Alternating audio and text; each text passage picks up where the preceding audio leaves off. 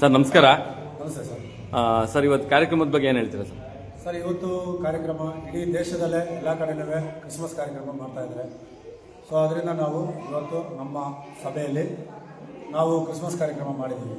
ಬೆಳಿಗ್ಗೆ 9:30ರಿಂದ 12:30 ಮಾಡಿದ್ವಿ. ಈಗ ಊಟದ ಕಾರ್ಯಕ್ರಮ ಆಯಿತು. ಎಲ್ಲರೂ ಊಟ ಮಾಡೋದು ಸಂತೋಷವಾಗಿ ನವೀನದ ಖುಷಿಯಾಗಿ ಜಾಲಿಯಾಗಿ ಮನೆಗೆ ಹೋಗಿದ್ದಾರೆ.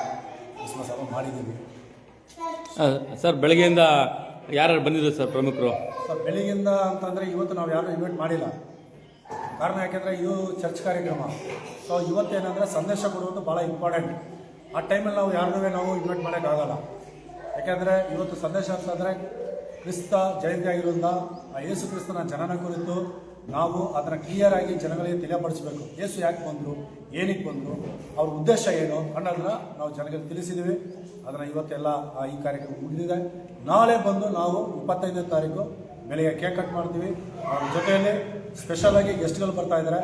ಗೆಸ್ಟ್ಗಳಿಗೆ ನಾವು ಸನ್ಮಾನ ಮಾಡ್ತೀವಿ, ಗೌರವಿಸ್ತೀವಿ ಅವ್ರನ್ನ. ಸೊ ಅದ್ರ ಮುಖಾಂತರ ಕೆಲವು ನಾಟಕಗಳು, ಸ್ಕಿಟ್ಗಳು, ಡ್ರಾಮಾಗಳು ಇವೆಲ್ಲ ಕಾರ್ಯಕ್ರಮಗಳು ಇರ್ತದೆ. ನಾಳೆ ಯೇಸು ಕ್ರಿಸ್ತನ ಬಗ್ಗೆ ಬಗ್ಗೆ ಇದೆ. ನಾಳೆ ಯಾರು ಬರ್ತಾ ಇದೆ ಸರ್ ಪ್ರಮುಖರು? ನಾಳೆ ಬರ್ತಾ ಇರೋದು ಕರ್ನಾಟಕ ಪ್ರಜಾಪಾರ್ಟಿ ರಾಜ್ಯಾಧ್ಯಕ್ಷರಾದಂಥ ಬಿ ಶಿವಣ್ಣವರು ಬರ್ತಾರೆ. ಮತ್ತು ಇದು ಎಂಟರ್ಪ್ರೈಸಸ್ ಯಾವುದು ಅಂತಂದರೆ ಜ್ವಾಲಾಮುಖಿ ಎಂಟರ್ಪ್ರೈಸಸ್ ಧರ್ಮ ಅವರು ಬರ್ತಾ ಇದ್ದಾರೆ. ಸೊ ಅನೇಕ ಗಣ್ಯ ವ್ಯಕ್ತಿಗಳು ನಾವು ಇನ್ವೈಟ್ ಮಾಡಿದ್ದೀವಿ. ಅವರೆಲ್ಲ ಬರ್ಲಿಕ್ಕಿದ್ದಾರೆ. ನಾವು ಗ್ರ್ಯಾಂಡಾಗಿ ಮಾಡ್ತಾ ಇದ್ದೀವಿ.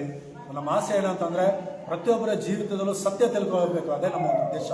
ಯಾಕಂದರೆ ಬೈಬಲ್ ಒಂದು ಮಾತು ಹೇಳುತ್ತೆ, ಸತ್ಯನ ನೀವು ತಿಳ್ಕೊಂಡ್ರೆ ಸತ್ಯ ನಿಮಗೆ ಬಿಡುಗಡೆ ಕೊಡುತ್ತೆ ಅಂತ. ಸತ್ಯ ಯಾವುದು ಅಂದರೆ ಇವತ್ತು ನಾವು ನೋಡುವಾಗ ಈ ಒಂದು ಕ್ರಿಸ್ಮಸ್ ಕಾರ್ಯಕ್ರಮ ಮಾಡುವಂಥ ಉದ್ದೇಶ ಏನಂತಂದರೆ ಇಡೀ ಲೋಕದಲ್ಲೇ ಸಕಲ ಜನರ ಜೀವಿತದಲ್ಲಿ ಸತ್ಯ ತಿಳ್ಕೊಳ್ಬೇಕು. ಸತ್ಯ ಅನ್ನುವಂಥದ್ದೇ ಈ ಲೋಕದಲ್ಲಿ ಪ್ರತಿಯೊಬ್ಬರ ಮನುಷ್ಯರ ಜೀವಿತದಲ್ಲಿ ಪಾಪದಿಂದ, ರೋಗದಿಂದ, ಶಾಪದಿಂದ ಎಲ್ಲ ರೀತಿಯಾದಂಥ ಬಂಧನಗಳನ್ನ ಬಿಡಿಸಿ ಅವರ ರಕ್ಷಿಸಿ ಕಾಪಾಡಲಿಕ್ಕೆ, ಪ್ರತಿಯೊಬ್ಬರನ್ನ ನರಕದಿಂದ ಬಿಡಿಸಲಿಕ್ಕೆ, ಅಂದರೆ ನರಕ ಅಂದರೆ ಅವ್ರು ಮಾಡುವಂಥ ಪಾಪದ ಕಾರ್ಯದಿಂದ ಬಿಡಿಸಿ ಇದೆ ಯಾವುದಂದ್ರೆ ಸತ್ಯ, ಅದು ಪರಲೋಕ.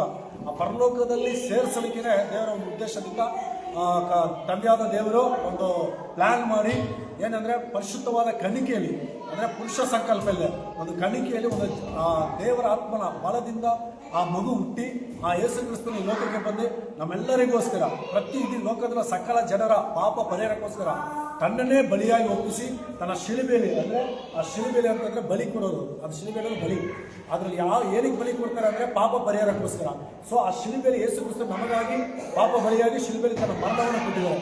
ಸತ್ತಿದ್ದಾರೆ, ಸತ್ತು 3ನೇ ದಿನ ಜೀವಿತವಾಗಿ ಎದ್ದು ಬಂದಿದ್ದಾರೆ. ಈಗಲೂ ಜೀವಿತವಾಗಿದ್ದಾರೆ. ಅದರ ಕುರಿತು ನಾವು ಜನಗಳಿಗೆ ಏನೋ ಸತ್ಯನ ತಿಳಿಸಲಿಕ್ಕೆ ಈ ಕ್ರಿಸ್ಮಸ್ ಕಾರ್ಯಕ್ರಮದಲ್ಲಿ ನಾವು ಎಲ್ಲರ ಜೊತೆ ಸೇರಿ ಹಬ್ಬನ ಆಚರಣೆ ಮಾಡಿದ್ದೀವಿ. ಥ್ಯಾಂಕ್ ಯು, ಧನ್ಯವಾದಗಳು. ಎವೆನೋ ಪೇಜಿ church, Mysuru, Mahadevapura. God bless you. ಪ್ರತಿಯೊಬ್ಬರನ್ನು ಆಶೀರ್ವಾದ ಮಾಡಿ.